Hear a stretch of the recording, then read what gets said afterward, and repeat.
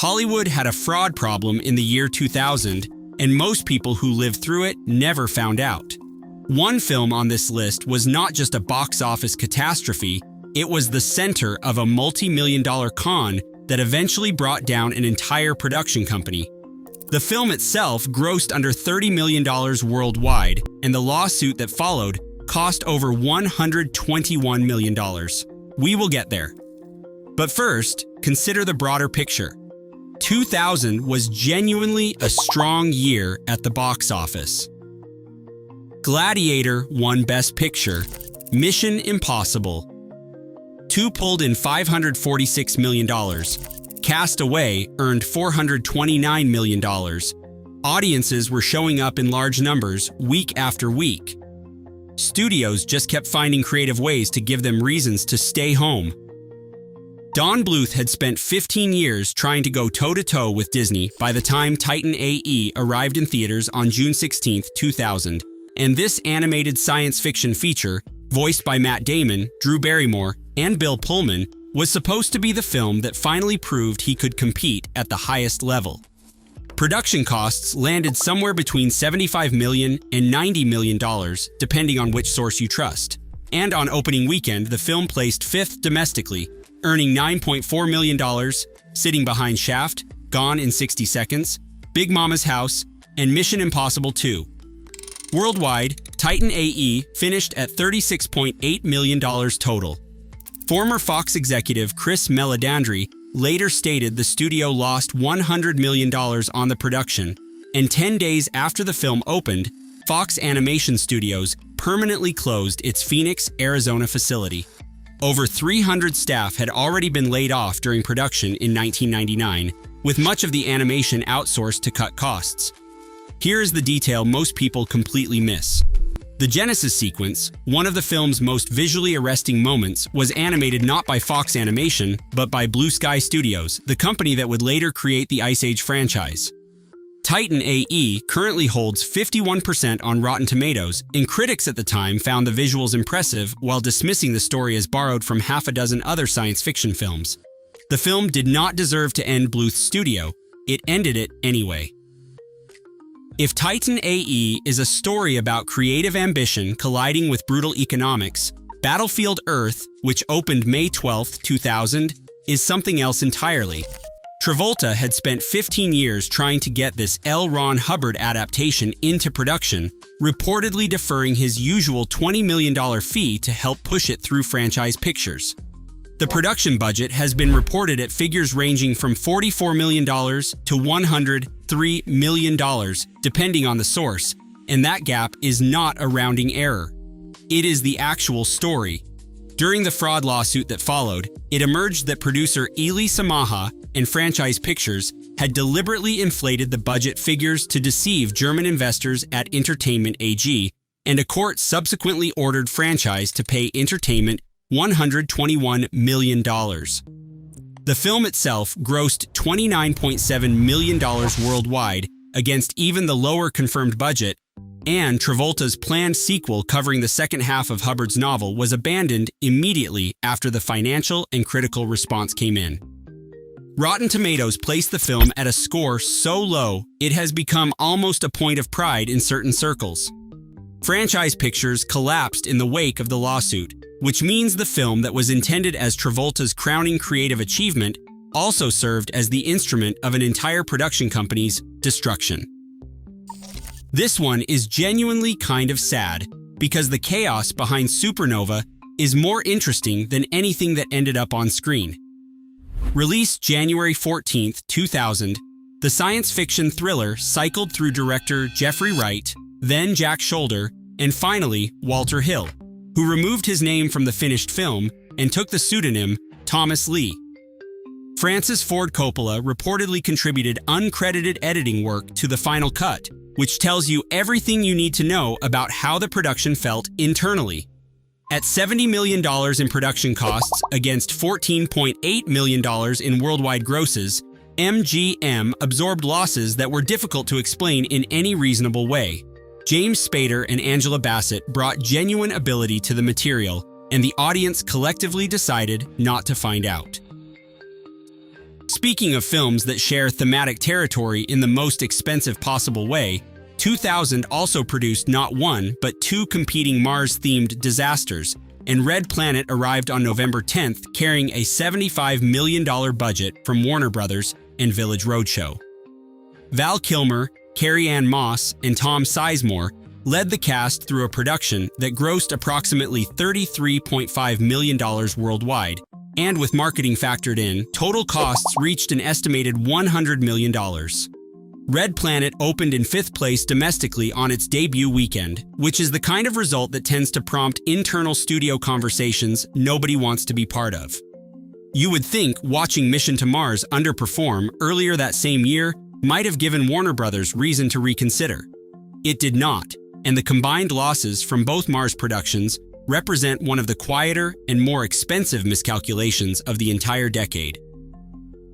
Mission to Mars arrived on March 10, 2000, several months before Red Planet, with Brian De Palma directing Tim Robbins, Gary Sinise, and Don Cheadle on a $100 million production from Disney and Spyglass Entertainment.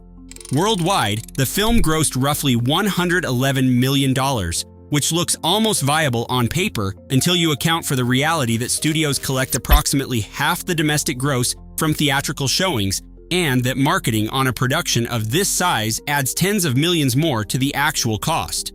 De Palma believed in the material, the cast was clearly committed to it, and the audience came away from it with considerably less enthusiasm than anyone involved had hoped.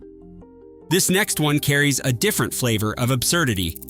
The Adventures of Rocky and Bullwinkle cost $76 million, placed Robert De Niro, fresh off Heat and Ronin, into the role of villain fearless leader, and grossed approximately $35 million worldwide against that budget. Universal watched roughly $41 million disappear into a live-action and animated hybrid that nobody had specifically requested, and fewer people paid money to experience it. De Niro has sat for interviews about many films across a long and decorated career. Rocky and Bullwinkle does not tend to surface in those conversations. By October 27, 2000, John Travolta already had Battlefield Earth on his record from May, and lucky numbers arrived as though the year had decided his situation needed clarifying. Directed by Nora Ephron and co-starring Lisa Kudrow and Tim Roth, the film carried a $65 million budget with Studio Canal funding over half the production costs, and it grossed $10.9 million worldwide. Audiences who did see it awarded the film a rare F cinema score, placing it among the worst-received releases of the entire year by that measure. Two major box office catastrophes inside 6 months from the same actor is the kind of run that reshapes a career in ways that are difficult to reverse, and Travolta's commercial standing never fully returned to its mid-1990s peak. What Planet Are You From? Cost Sony $56 million, returned $14.1 million worldwide, and was directed by Mike Nichols, the man behind The Graduate, Who's Afraid of Virginia Woolf, and The Odd Couple. That last fact is the one that still catches people off guard. Nichols brought Gary Shandling, Annette Bening, John Goodman, and Ben Kingsley to a comedy about an alien dispatched to Earth for reproductive purposes, and the production received a budget generous enough to suggest genuine studio confidence. Against those expectations and that assembled talent, Sony absorbed approximately $42 million in losses before marketing costs even entered the calculation, and Nichols moved forward quietly to other work. The Sixth Day arrived on November 17, 2000, with Arnold Schwarzenegger leading a science fiction thriller from Sony and Phoenix Pictures, with an $82 million production budget, directed by Roger Spottiswoode. On paper, the worldwide gross of approximately $96 million looks almost like a success. You would think $96 million returning on an $82 million investment would register as a win, but Hollywood accounting has a specific and deeply irritating way of demonstrating otherwise. After marketing expenditure and the theatrical revenue split that gives studios roughly half the domestic gross, Sony absorbed meaningful loss on a film that performed respectably by most casual measures. The gap between a film grossing more than its production budget and a film actually turning a profit is one of the more reliably misunderstood aspects of how the industry functions. Here's where the franchise picture story circles back, because Get Carter also carries that company's fingerprints. Sylvester Stallone's remake of the celebrated 1971 Michael Caine. British crime film opened October 6, 2000, carrying a $44.7 million budget from Franchise Pictures and Warner Brothers, and returning $19.4 million worldwide. Director Stephen Kay assembled Stallone alongside Rachel Lee Cook, Miranda Richardson, and Mickey Rourke in an attempt to transplant a genuinely respected piece of British crime cinema into a contemporary American setting. The original 1971 Get Carter remains a landmark of its genre. The remake is remembered primarily as evidence that certain films carry a specific gravity that resists relocation. Dungeons & Dragons has a particular and almost affectionate kind of failure energy that sets it apart from the rest of this list. Released December 8, 2000, the New Line Cinema production carried a $36 million budget, starred Justin Whalen and Thora Birch, and featured Jeremy Irons as the villain Profion in a performance of such committed theatrical scale that it became the film's defining characteristic. Irons made choices. Large, operatic, entirely deliberate choices, delivered with the full force of a classically trained actor who had apparently decided that subtlety was not the assignment.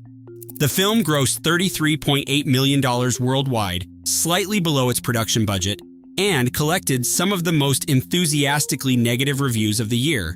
I was genuinely rooting for this one because the source material carries real creative potential, and what audiences received instead was Irons consuming every available inch of scenery at a rate that probably deserves its own category at the Saturn Awards.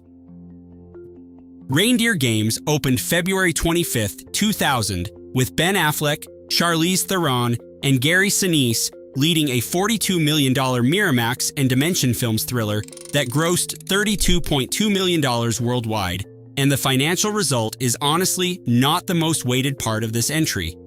Director John Frankenheimer, whose career produced The Manchurian Candidate, Ronin, and Grand Prix, among others, passed away in 2002, making Reindeer Games his final theatrical release. A body of work that included some of the finest action and political thrillers of the 20th century closed on a film that most audiences encountered once and moved past without returning to.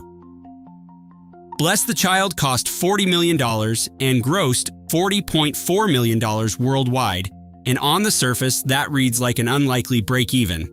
Run the actual studio economics, and the picture changes, because after marketing costs and theatrical revenue splits, Paramount absorbed losses on a film starring Oscar winner Kim Basinger alongside Jimmy Smits and Rufus Sewell, directed by Chuck Russell, whose previous credits included The Mask and Eraser. The film opened August 11, 2000, to reviews that were not charitable, and the audience that did attend appeared to have formed expectations from the promotional materials that the finished film did not fully meet.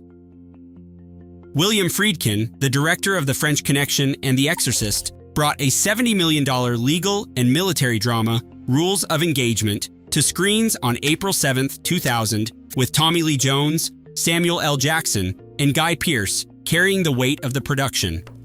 Domestic earnings reached $61.3 million, overseas added $10.4 million, and the worldwide total of $71.7 million against a $70 million production budget. Looks at first reading almost like a wash. What it actually represents after the theatrical split and a marketing spend proportionate to a film of this profile is a meaningful loss on a production with two legitimate A-list leads, a director with a proven record, and dramatic material with real weight behind it. The math simply did not cooperate, and no amount of talent on screen changes the economics once the numbers are finalized. Fantasia 2000 cost Disney somewhere between $80 million and $85 million, with sources placing the production budget at different points within that range, and returned approximately $90.9 million worldwide, which sounds like a modest profit until the actual studio economics are applied. After marketing expenditure and theatrical revenue splits, Disney was not in a position to celebrate. The film holds 80% on Rotten Tomatoes and made genuine cinematic history as the first major Hollywood production released in the IMAX format, a technical achievement that represented a real milestone regardless of the commercial outcome. At the time, CEO Michael Eisner reportedly regarded the project as Roy Disney's personal endeavor, and he held limited enthusiasm for its financial prospects. On that specific point, his skepticism proved accurate. The film still stands as a technically accomplished production that earned a better financial result than it received. The pattern connecting these 15 films is not straightforwardly about incompetence, because several involved creative ambition, experienced directors, and casts that should have delivered. What actually links them is a recurring failure of studio reasoning. It involved attaching enormous budgets to projects without honest assessments of whether an audience actually wanted them. 2 Mars films in the same calendar year, 2 Travolta catastrophes inside 6 months. An animation studio shuttered 10 days after its most expensive production opened. My reading of the year 2000 is that it represents something specific in Hollywood history, the last period before the internet fundamentally changed how quickly audiences could communicate their rejection of a film, when studios could still absorb $100 million in losses on a single production before the permanent public verdict arrived in real time. The lessons were expensive. Most of them were absorbed and then quietly repeated. Films that collapse because a studio chased a star, a trend, or a title without first asking whether anyone genuinely wanted the result. That pattern runs through Hollywood history at every budget level, and this channel follows it wherever it leads.